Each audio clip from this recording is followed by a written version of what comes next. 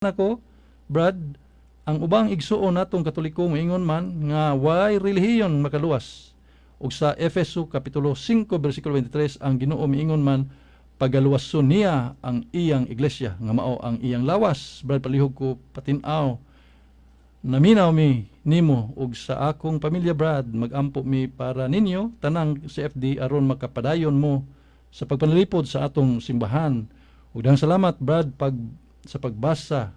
Okay, daghang salamat usab Brother Nanding, no, sa diha sa inabangga mga kaigsuonan.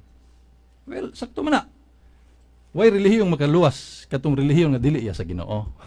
Ato nagklaro na kay mao ra pa na singgit sa atong mga kaigsuonan nga mga laig-laig tinuhuan. Aron nang kuan ba?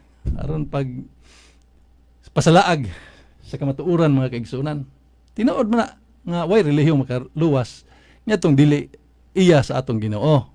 Pero kadtong relihiyon nga iya sa atong Ginoo Jesucristo, okay, klaro na sakto na imong gisgutan diha sa Efeso kapitulo 5 bersikulo 23. Kay siya man nagtukod aning simbahan alang gyud sa atong kaluwasan, no? Kay lagi matud pa sa maong bersikulo mga kaigsunan, si Kristo mao ang ulo sa iyang lawas nga mga iglesia ug siya mao ang manluluwas niini. So ordinarily luwason ta diha sa iyang simbahan, mga katawhan. Kung kita magmatinumanon, no?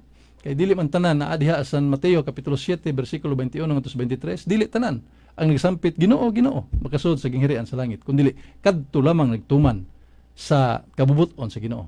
Daghan ba sab nga mga Katoliko nga wa gyud di gyud mo minaw sa awhag simbahan. Ingon ang simbahan kanang magpills ka, kanang kuan ka, kanang abortion ka, kana dakong sala, mortal sin kana, awa gyud maminaw mga kaigsuonan. Pero tinaghana kay naghimo ana mga artificial birth control.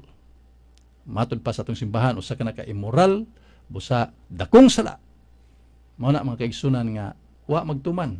Mao na nga dili ko ano, kay bisan pag naa ka diha sa matuod nga simbahan pero wa ka magtuman sa iyang kabubuton mga kaigsuonan. Oy, sigurado po, no?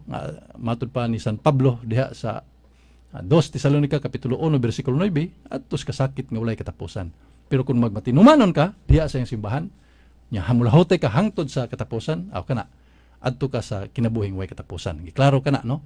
Diha sa Pinadayag kapitulo 2 bersikulo 10, kay kadto lamang mulahotay diha sa mga pagtulon-an sa Ginoo nga magtuman, iya yung pagaluwason mga kaigsuonan.